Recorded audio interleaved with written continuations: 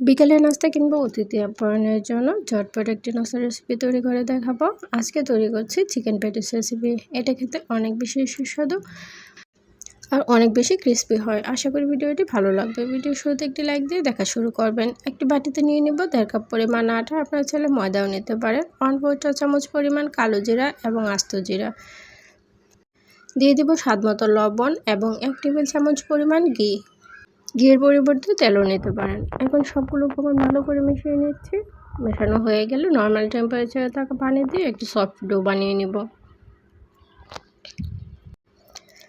ডোটা হয়ে গিয়েছে, এখন 15 মিনিটের জন্য রেস্টে রেখে দেব। এখন চলে যাচ্ছে পুরের জন্য। এখনও যারা সাবস্ক্রাইব করেনি চ্যানেলটি প্লিজ সাবস্ক্রাইব করে নিন। একটি প্যানে দিয়ে দিচ্ছি 1/4 কাপ পরিমাণ পেঁয়াজ কুচি এবং রসুন কুচি। এখন সামান্য একটু ভেজে নেব। একদম ব্রাউন কালার করার কোনো প্রয়োজন নেই। যখন পেঁয়াজটা নরম হয়ে যাবে এই পর্যায়ে দিয়ে দিব চিকেন দিয়ে দিব। চিকেনগুলো ছোট ছোট করে পিস করে নিয়েছি, আপনারা ছোট বা বড় করে নিতে পারেন। এখন দিয়ে দিব 1/2 টেবিল চামচ পরিমাণ লবণ, লবণটা স্বাদ অনুযায়ী।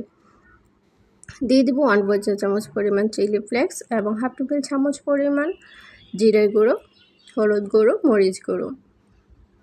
যদি ঝাল বেশি খেতে পছন্দ করেন ঝালের পরিমাণটা বাড়িয়ে দিবেন। এখন সবগুলো উপকরণ ভালো করে মিশিয়ে নেব। মেশানো হয়ে গেলে 2 মিনিটের মতো ভেজে নেব। 2 মিনিট পর সামান্য পানি দিয়ে চিকেনটা সেদ্ধ করে নেব। 10 মিনিটের মতো চিকেনটা রান্না করে নিচ্ছি। পানিটা যখন শুকিয়ে যাবে এই পর্যায়ে চুলা থেকে নামিয়ে নিচ্ছি। একটি বাটিতে নিয়ে নেব 2 চা চামচ পরিমাণ কর্নফ্লাওয়ার এবং 2 টেবিল চামচ পরিমাণ তেল। তেল যদি কম হয়ে যায় সামান্য পরিমাণ বাড়িয়ে নিতে পারেন। এখন একটি পাতলা মিশ্রণ তৈরি করে নিচ্ছি।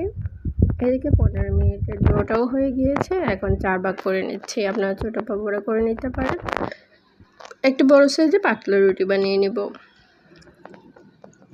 যদি ভিডিওটি ভালো লেগে থাকে একটি লাইক, একটি কমেন্ট এবং শেয়ার করতে ভুলবেন না।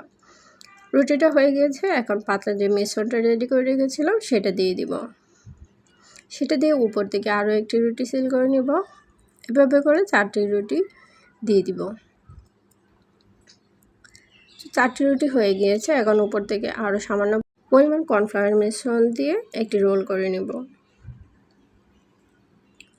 রোল করা হয়ে গিয়েছে। এখন একটি চাকুর সাহায্যে কেটে নেব। ছোট ছোট পিস করে আপনারা ছোট বা বড় করে নিতে পারেন। কাটা হয়ে গিয়েছে, দেখুন অনেকগুলো কিন্তু লেয়ার চলে এসেছে। এখন এটা থেকে একটি নিয়ে একটু রুটি বানিয়ে নেব। রুটিটা একদম পাতলা বা একদম মোটা হবে না, মিডিয়াম সাইজ করে হবে। রুটিটা হয়ে গিয়েছে। এখন চারপাশ থেকে স্কোয়ার শেপে কেটে নেব। কাটা হয়ে গিয়েছে। এখন মাঝখান থেকে পুর নিয়ে নেব। পুর দিয়ে 2 পাশে সিল করে দিব। সামান্য পরিমাণ পানি লাগিয়ে নেব, তাতে করে খুলে যাবে না। এভাবে করে সবগুলো বানিয়ে নেব। সবগুলো বানানো হয়ে গেলে একটি প্যানে পর্যাপ্ত পরিমাণ তেল গরম করে নিচ্ছি। তেলটা যখন গরম হয়ে যাবে সেই পর্যায়ে দিয়ে দিব। এই প্যাটিসগুলো কিন্তু আপনি ফ্রিজে রেখে অনেক দিন সংরক্ষণ করতে পারেন। 2 মিনিট ভাজার পর যখন হয়ে যাবে তখন অন্য পাশটা উল্টিয়ে নেব। এভাবে করে একটু সুন্দর কালার হওয়া পর্যন্ত অপেক্ষা করছি। সুন্দর একটি কালার চলে আসলে এই পর্যায়ে নামিয়ে নিচ্ছি। তো নাস্তাটি কেমন হয়েছে অবশ্যই কমেন্ট করে জানাবেন। যদি রেসিপিটি একটু ভালো লেগে থাকে অবশ্যই চ্যানেলটিকে সাবস্ক্রাইব করে যাবেন। আল্লাহ হাফেজ।